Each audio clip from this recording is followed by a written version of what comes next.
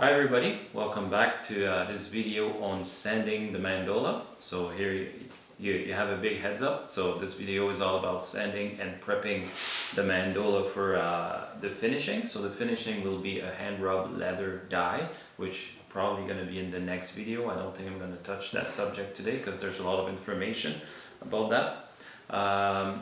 First things first is I got some wood filler. So the wood filler will be for like this little section here where you see there's a bit of wood missing. Even though you're very careful during the build, there's always those little areas that needs attention, and that's why I'm going to use this one. So this one is from Minwax. There's other brands, but this one is stainable, and that's something you want because using a wood dye, a leather dye, being a stain, if you use, let's say, wood dust and glue to fill those pores, like the color will seep in a bit, but not as much as if it's a standard wood filler. So I'm going to go around the instrument, and as you can see, there's some glue residues and a lot of things like some little scratches here on the soundboard. And so I want to go through the whole thing and go through all the grits to make sure that all the scratches are out before we go any further. And then after that we're going to be ready to do the finishing parts of the Mandola, which is staining and all that. So now you know it's a video about sanding, so you've been warned. I want to make sure that the wood filler gets down into the groove, so I'm going to push it in.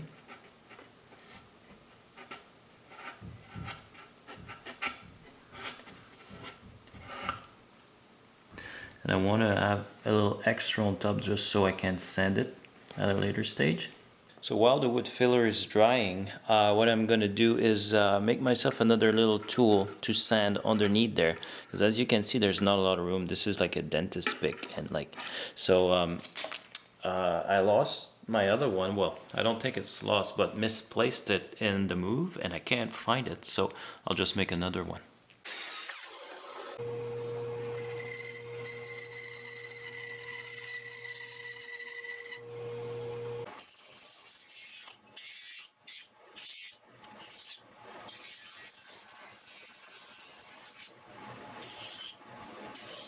So as you can see here, the tool goes all the way to the back, and I'll be wrapping some sandpaper on it, so that way I'll be able to go sand all the way to the back here.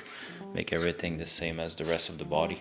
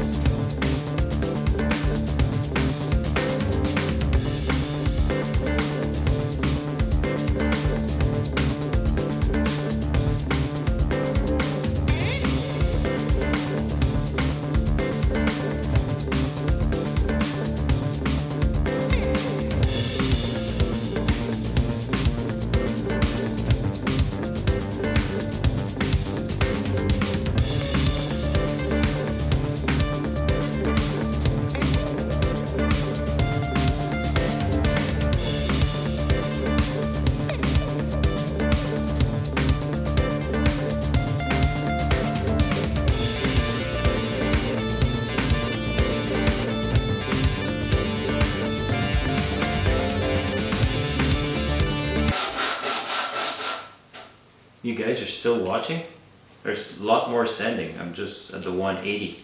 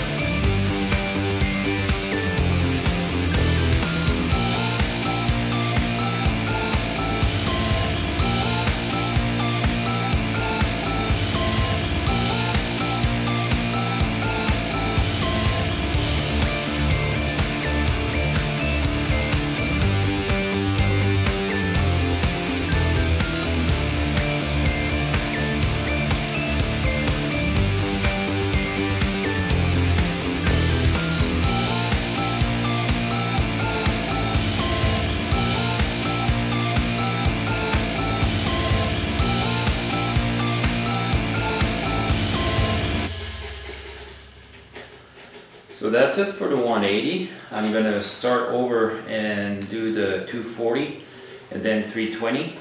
Then at 320, I'm gonna check if I see any scratches. I don't like to go too high with the fine grain because the finer you go, the harder it is for the stain to actually get in the wood and create a good contrast.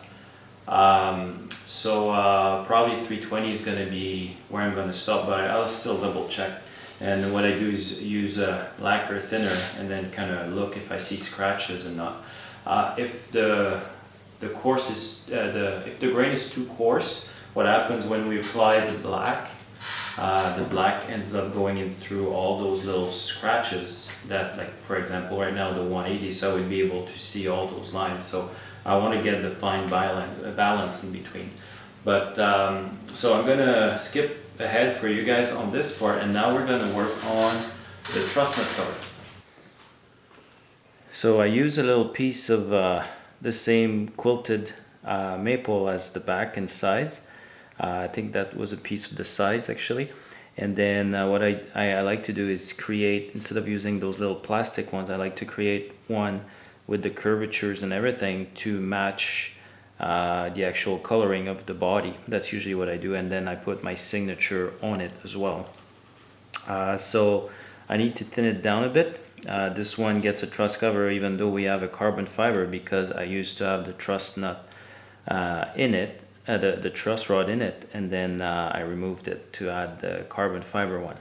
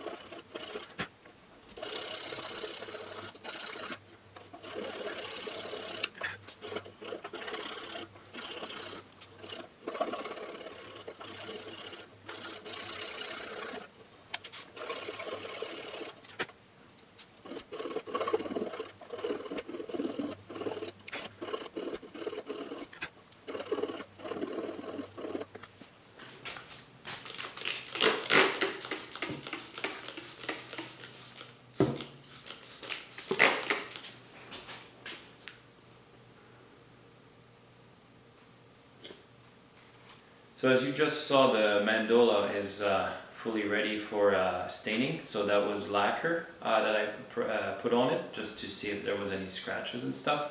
So lacquer thinner that doesn't raise the grain of the wood like water would do, and that way the stain will be absorbed properly next time. So next video we're going to be working with feeding leather dyes. I'll be coloring the Mandola. So when I do a coloring on a mandolin or a Mandola, I use hand rub finish, so I don't use any airbrush or anything like that.